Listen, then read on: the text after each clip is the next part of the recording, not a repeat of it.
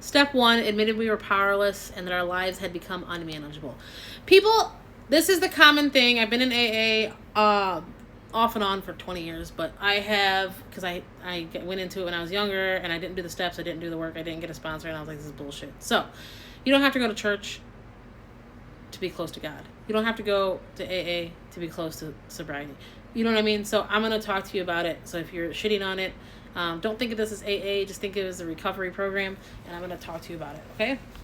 Step 1, admittedly, we are powerless over alcohol and our lives have become unmanageable. I'm going to break this step down. Okay? Don't think of the program. Don't think of AA. Get rid of any preconceived ideas you have about the AA and how it hurt you and it hurt your parents or your siblings or whatever. Just listen, because this is outside of that. It has nothing to do with that. Admitting you're powerless. And I just want to let you know too, the 12 steps go into so many other aspects of other recovery programs, but they're not laid out in the same way that it doesn't matter. However you get sober is however you get sober. I'm trying to give you an alternative because a lot of people don't like AA. So it's just me and you, okay? It's just me and you. Admitting you're powerless, people have a problem with this because powerlessness. I'm not powerless. I have a lot of power. And this comes from, I've gone through so much stuff in my life, and to admit I'm powerless is to admit that I basically you're invalidating everything I've been through. Because I have struggled. I have done it on my own. I have done it with help, and then the help ended up being shitty. Like, I am not powerless. I'm not without power. That's not what they're talking about, okay? The powerlessness is the substance. If you can drink a drink or do one hit or whatever you're doing, and there's not obsession about it, then don't worry about it. You probably don't have a problem, you know?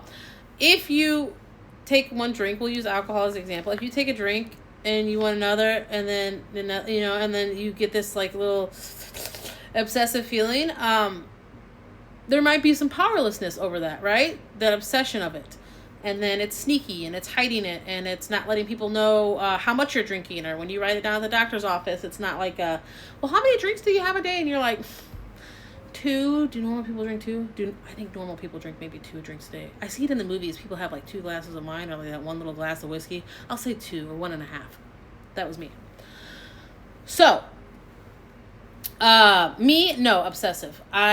Once I pop, I can't stop. Once I have one drink, it hits me. The sober version of me when I was drinking every day, which was like just not as drunk, not as hungover, I didn't, I promised myself I was never going to do it again. I promised myself I would moderate it this time. But as soon as the alcohol hits my bloodstream, all those promises I made to myself go out the window. So as a sober person, newly sober, you're like, how do I even trust myself? Because I tried to trust myself and I always let myself down every day. Every single day I let myself down. So how do I trust myself now? So admitting you're powerless just means that you are that substance you just don't have a lot of power over, where you think you do. And because of that, powerlessness over that substance, that thing, could be relationships, could be dating, could be sex, could be collecting. I don't know. It could be anything.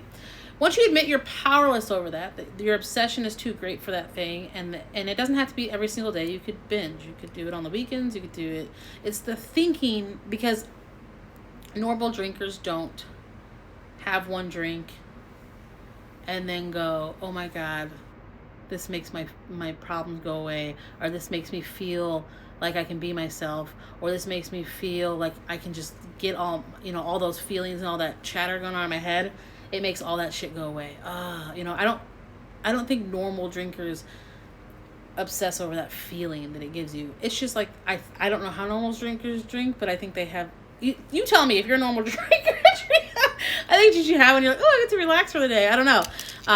It's not this obsession. So with that obsession, that powerlessness over this substance, because of that, because I'm thinking about alcohol or the next drink or when I'm going to drink on the weekend or whatever it is, that obsession you have over this powerlessness over this, it has made things in your life unmanageable.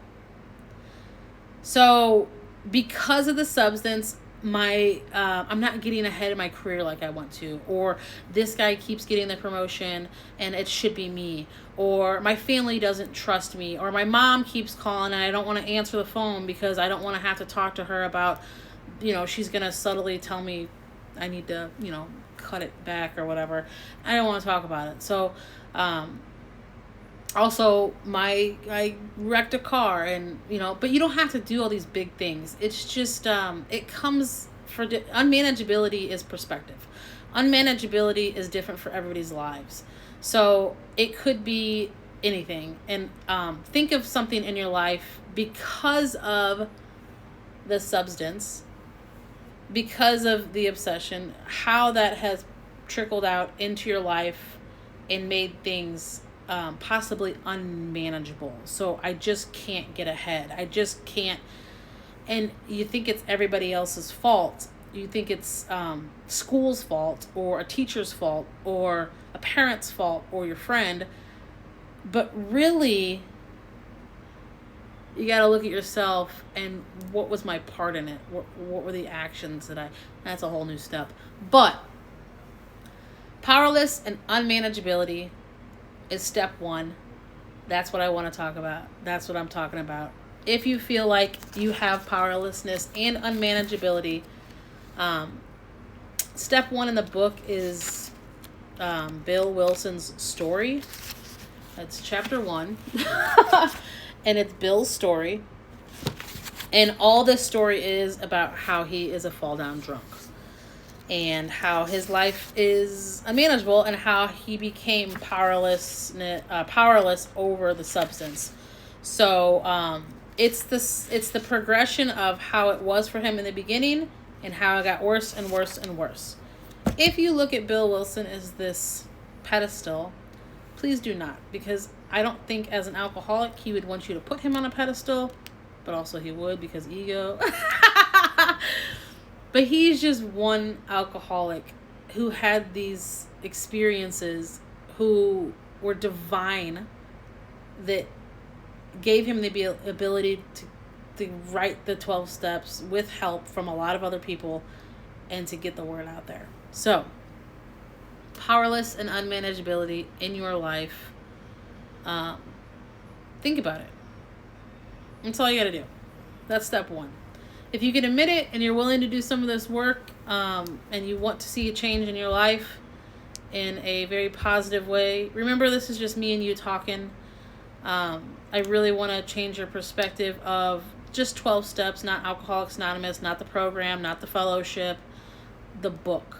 Because the book is the